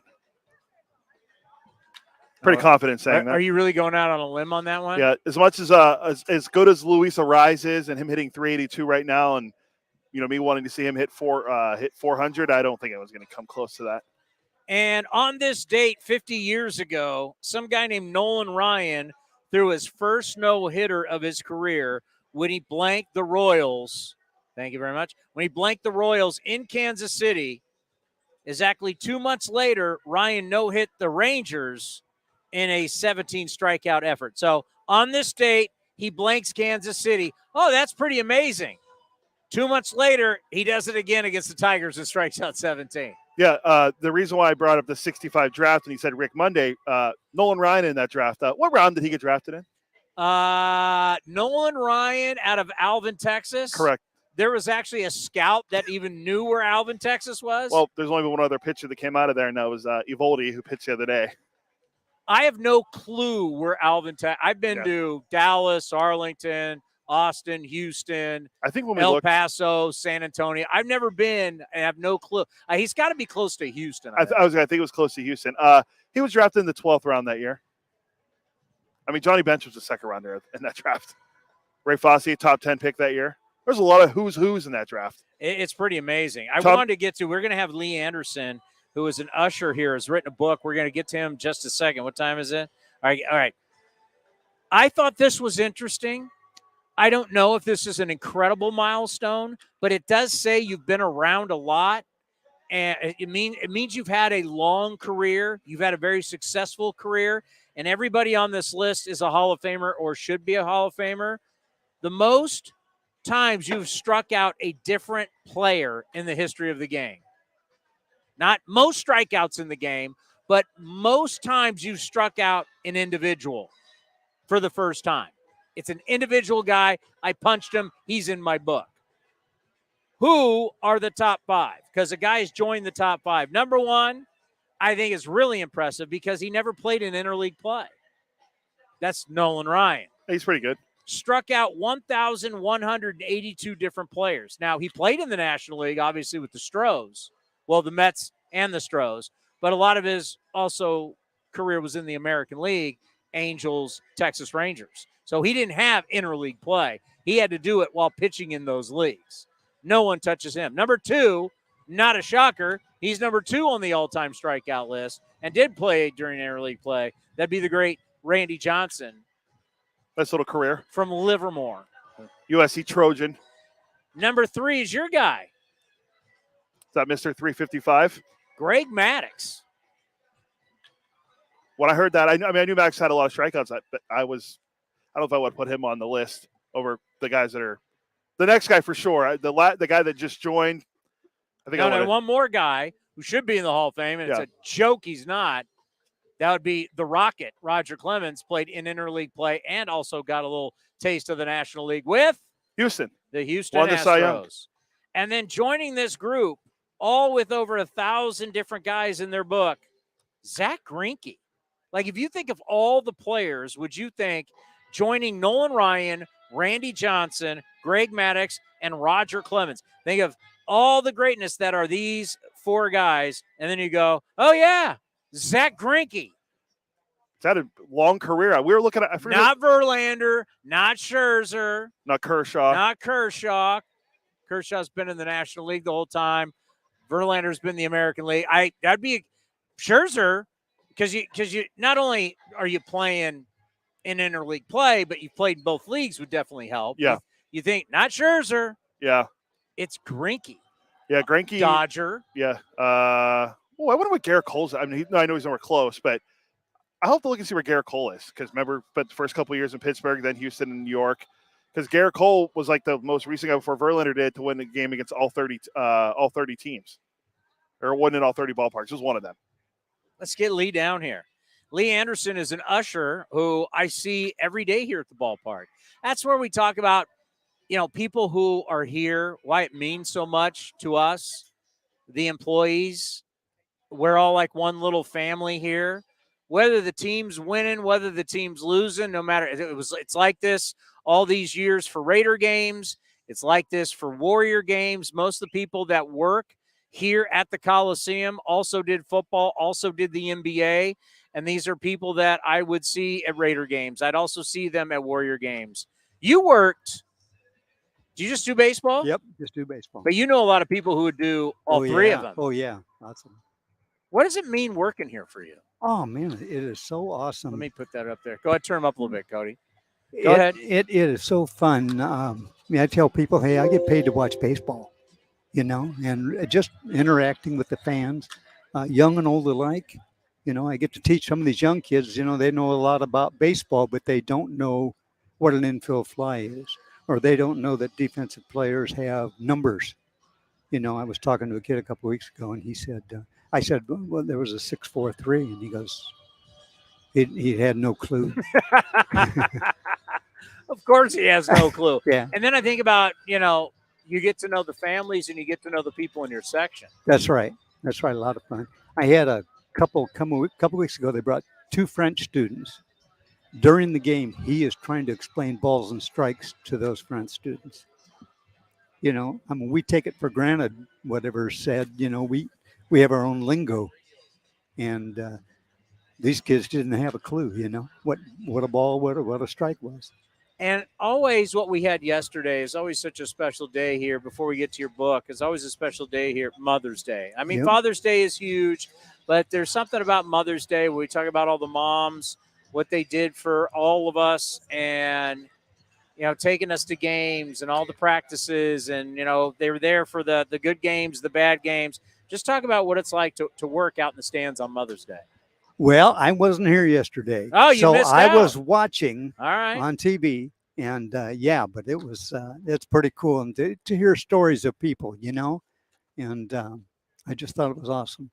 I haven't had my mother around in many years now, and Sandy's mother just passed away here Your a wife, week yeah. ago. Yeah, so we had to have that service this week, All right, but she was an avid A's fan. Was she? Oh man, telling you.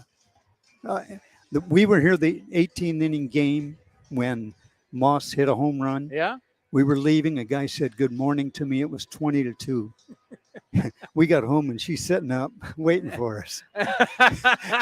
She had actually gone to bed, put the radio by her ear, went to sleep, woke up. The game was on, so she got up and watched the end of the game. Yeah. I think if you were here, you will never forget that. Let's talk about the book. Yeah. Baseball from the broadcast book, from the broadcast booth. Go ahead. Tell us all about your book. Well, I'll tell you, I've been listening to announcers for a lot of years. And yeah, as I said, we have our own lingo. And we understand when he says a 6.43 or he barked at the ump. But I started thinking about what do people like these French students, if they heard something like he hammered the ball, what would they think? So I have a picture in here of a hammer hitting a ball. Okay.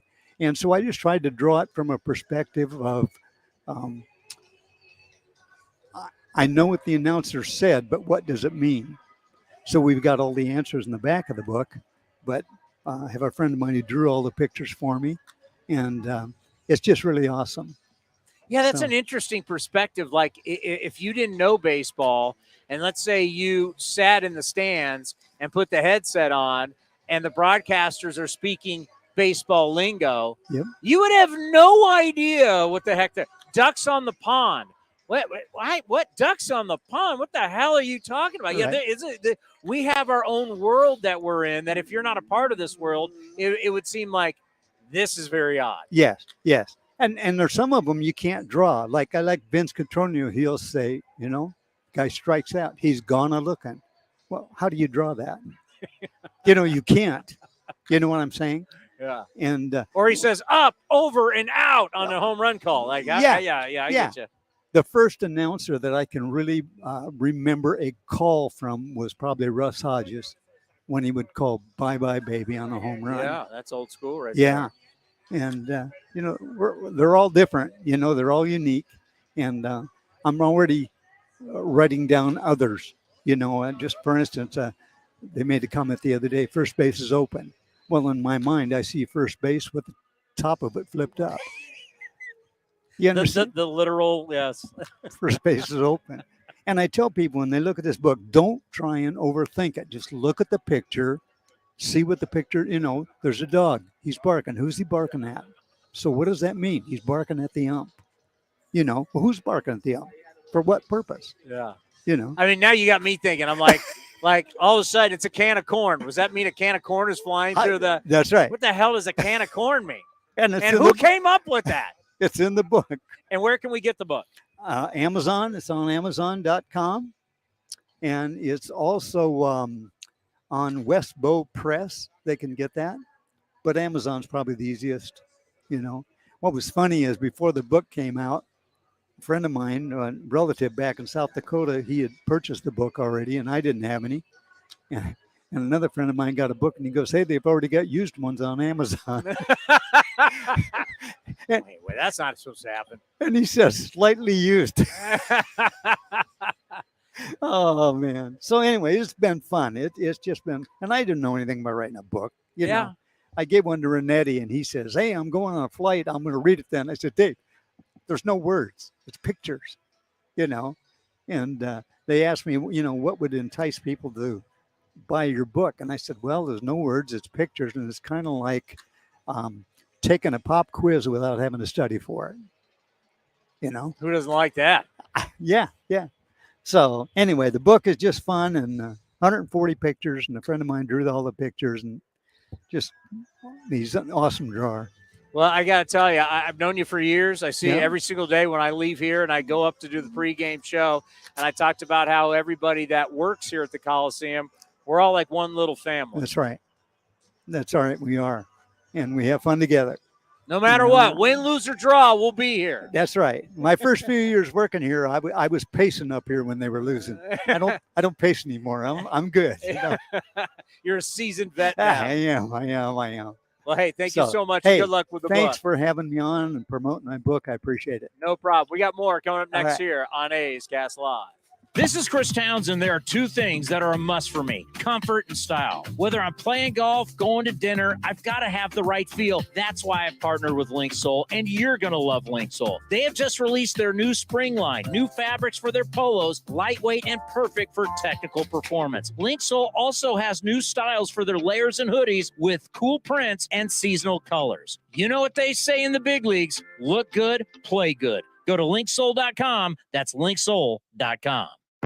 Chevron with Techron has unbeatable engine cleaning power, and it gives you unbeatable mileage for all kinds of unbeatable destinations, like time in the sun at the beach, or time in the sun riding roller coasters, or a day in the sun hiking mountains. Well, probably just one mountain would be enough for a day, but hiking a mountain is still an unbeatable choice for how to spend time. Download the Chevron app now to get unbeatable mileage at locations near you. If you're looking for a great place to eat and watch games, go see our friends at the Chicken Pie Shop of Walnut Creek. The Chicken Pie Shop is one of the hottest restaurants in Walnut Creek. You're not going to find a better menu, and come try the world-famous chicken pie that has been served in Southern California for 86 years. Spacious indoor and outdoor dining, perfect for your next private party or corporate event. Don't forget free parking. For more information, go to chickenpieshopwc.com. That's chickenpieshopwc.com.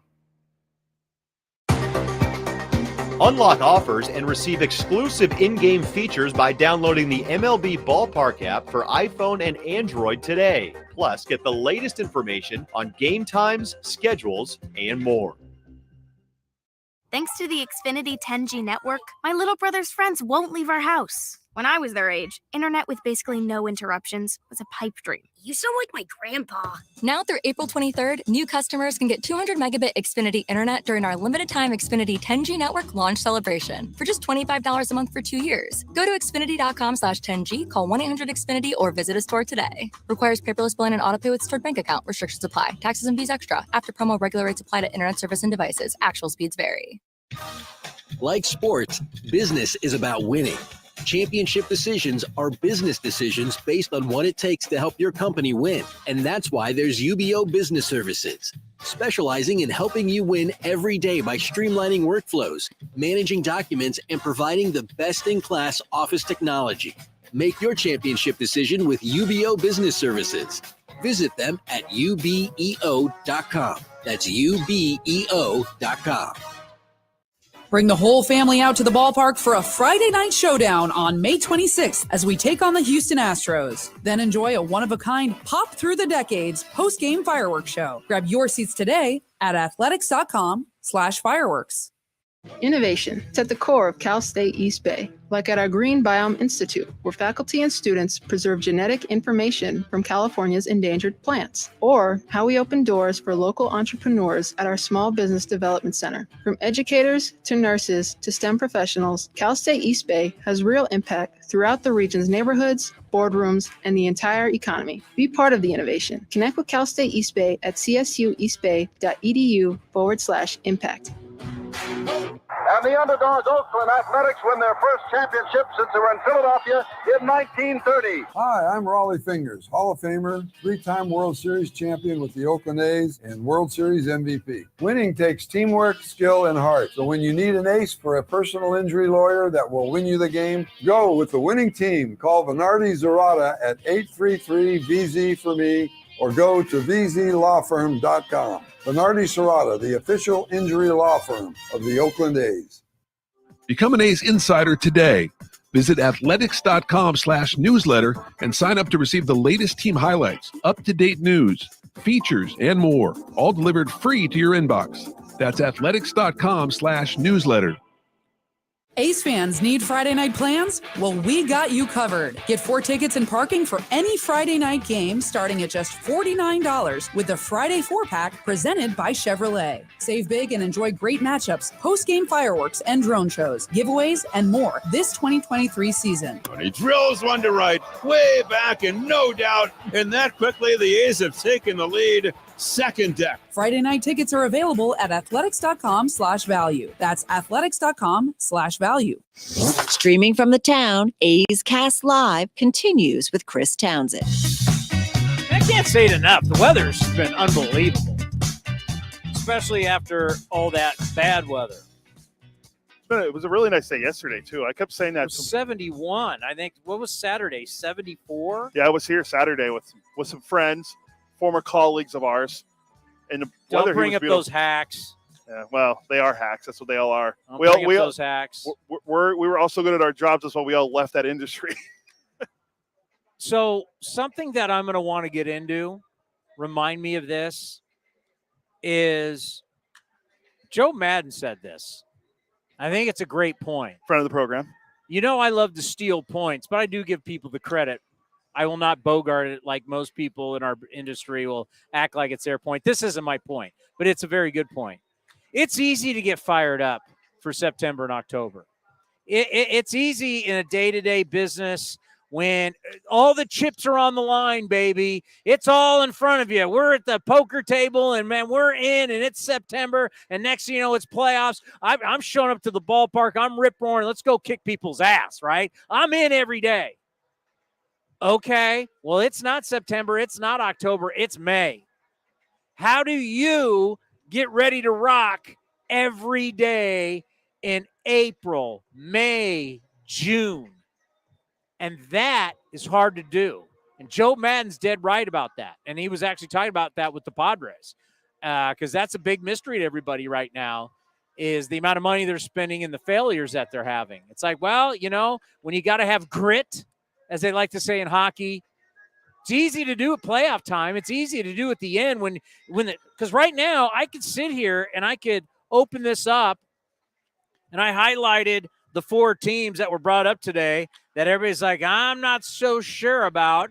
And it's Cleveland and it's Houston and Mets and it's the Padres. Like when I'm showing you the standings in September, we're all looking, right? They're putting the standings up on the board and everybody's watching. Well, if this team wins and this team loses, and now that we have more of a tournament style and playoffs, it's easy to get fired up for that. How do you get fired up for it now? How do you grind now? I like that about Richard Lovelady, who came out and joined us, and he's a really bright guy, and I think we could get really in-depth in pitching with him. I hope you guys enjoyed that interview. And he's like, this team, they are what they are. We know that there's going to be a lot of players that are in that clubhouse right now. They're not going to be here next month. Zach Neal, gone. Adrian Martinez back. I mean, Garrett Acton just joined yesterday. We've used 42 players.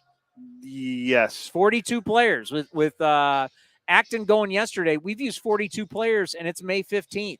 There's going to be over 60 players used. Bob Costas today was talking about, well, back in the day, you'd use 31, 32 players.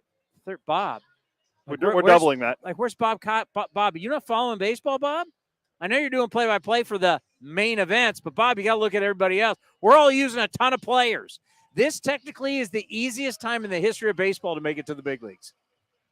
Yeah, it's a fair point. More players are being used now than ever before in Major League Baseball. And there's 30 teams. There's 26 slots, not 25. We're about to expand to 32 teams in the next X amount of years. Hopefully Dave Stewart and the Nashville Stars. That's going to make it easy. That's more jobs. But there's a lot of different guys. So you're talking about how do you get fired up and get ready to rock every day? You know who gets fired up, ready to rock every day? You? This guy. Doesn't matter. I don't care. Everybody moping around. I don't mope around. Come ready to play every day. Let's go. No days off, as Bill Belichick once I haven't said. had a day off. I've worked every day. When are we taking the day? We got a day off Thursday. Play golf on Thursday. Really want to thank Luis Gonzalez. Big deal. Gonzo. Like, I'll never forget when Bob Melvin told us, hey, you want to get my guy Gonzo on? We had just started this thing. And we're like, hell yeah, we want to get Luis Gonzalez on. Luis Gonzalez was a star. Guy had one of the biggest hits in the history of our game. Plus, he was an all-star. Hit a ton of bombs, super athletic. Like, can we get Luis Gonzalez on? Yeah, sign me up. Only lost the MVP because Bonds hit 73 and Sosa hit 64. How about that? The year you hit 57, Bonds hit 73. I'll never forget it. Remember that? Bob Melvin was like, here's his number. And we've had him on ever since multiple times. And tomorrow, Torey Lovello, former Oakland Athletic, has some great A's stories. Ken Maka stories at that. Or was it Art? That was Art Howe. It was Art Howe. He's got Art Howe stories about being released. It's one of the best. On his birthday. But Torey's great, the manager of the D-backs. We'll have him on tomorrow. But we want to thank Richard Lovelady, Luis Gonzalez, David Forst, the general manager. Fantastic today. That was it, right? And, yeah. And we want to thank all of you, whether you're listening, athletics.com/A'sCast, you're watching on A's YouTube channel, on Twitter, or on Facebook. Thank you, thank you, thank you. Coming up next, we'll have A's Total Access, brought to you by Chevron, getting you ready for the Arizona Diamondbacks up against the Oakland Athletics, game 1 of 3. We'll see you tomorrow. This is Chris Townsend. There are two things that are a must style. Whether I'm playing golf, going to dinner, I've got to have the right